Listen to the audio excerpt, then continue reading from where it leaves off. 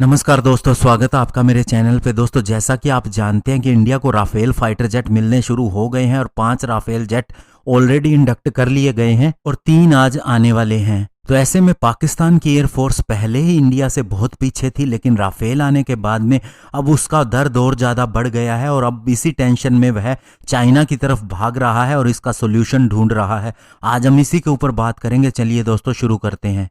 तो दोस्तों, अभी राफेल के खतरे से निपटने के लिए पाकिस्तान चाइना की ओर जा रहा है और इमरजेंसी रूट के जरिए 30 J-10 फाइटर जेट और साथ ही इसके मिसाइल सिस्टम को, यानी जो इसके साथ में मिसाइलें आती हैं, उसे चाइना से खरीदने का प्लान बना रहा है। और सूत्रों की माने तो अक्टूबर मंथ के अंदर पाकिस्तान एयरफोर्स की एक टीम ने चाइना में विजिट किया और 50 J-10 फाइटर जेट के लिए डील की बात की और अब 30 जेट को वह और साथ में इसकी मिसाइल को इमरजेंसी रूट से परचेज करना चाहता है। और दोस्तों, आपको बता दें कि राफेल आने के बाद उसने ये सोचा नहीं है। 2009 से ही पाकिस्तान का प्लान था J-10 फाइटर जेट को चाइना से खरीदने का, लेकिन चाइना ने उसे अपनी बातों में उलझा लिया और उसके साथ में एक जॉइंट फाइटर बनाने का, जिसे JF-17 भी कहते हैं, उसका प्लान दिया और उसके बाद दोनों ने उसके ऊपर काम किया। लेकिन अब पाकिस्तान को लग रहा है कि JF-17 मुकाबला नहीं कर सकता राफेल फाइटर जेट का, इसीलिए अब वह अपने पुराने प्लान पर आगे बढ़ रहा है। अभी दोस्तों, अगर हम बात करें J-10 फाइटर जेट की खासियत की,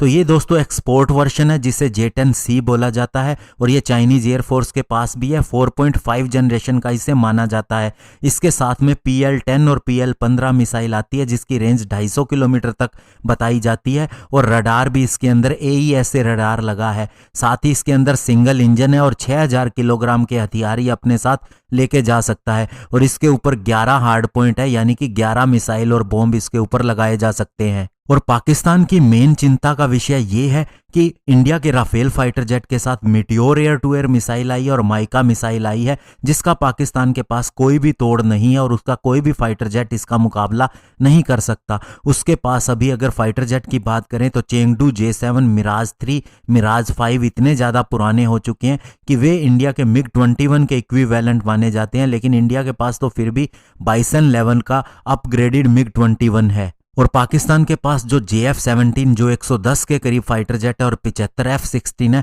उनमें से दोस्तों F-16 काफ़ी ज़्यादा पुराने हो चुके हैं, उनके अंदर इतना दम नहीं है जो अभी लेटेस्ट F-16 के अंदर है। और JF-17 के अंदर भी बहुत ज़्यादा शिकायतें आ रही हैं। बताया जाता है कि इसकी बॉडी के अंदर क्रैक आ रहे हैं और कम से कम 70% फाइटर जेट ऐसे हैं जो ऑपरेट करने के लायक नहीं है और इसका सोल्यूशन भी नहीं मिल रहा। और अब जब इंडिया के पास राफेल आ गया तो पाकिस्तान का सारा बैलेंस बिगड़ गया है। साथ ही अब यह भी पता है पाकिस्तान एयरफोर्स को कि इंडिया के पास 2021 में S-400 एयर डिफेंस सिस्टम भी आना शुरू हो जाएगा।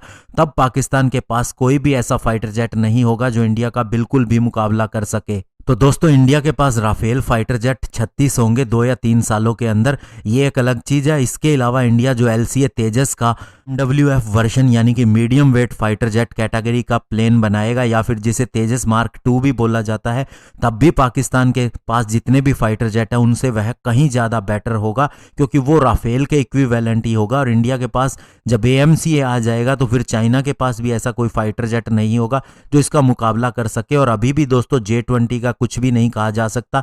इंडियन राफेल बहुत ही ज़्यादा पावरफुल है। तो ऐसे में दोस्तों, अगर J-10 पाकिस्तान ले भी लेता है, पहली बात तो उसके पास पैसे नहीं है, उसे उधार की बात करनी होगी चाइना से, और दूसरा वो फाइटर जेट इतना अपग्रेड नहीं है कि राफेल का मुकाबला कर पाए।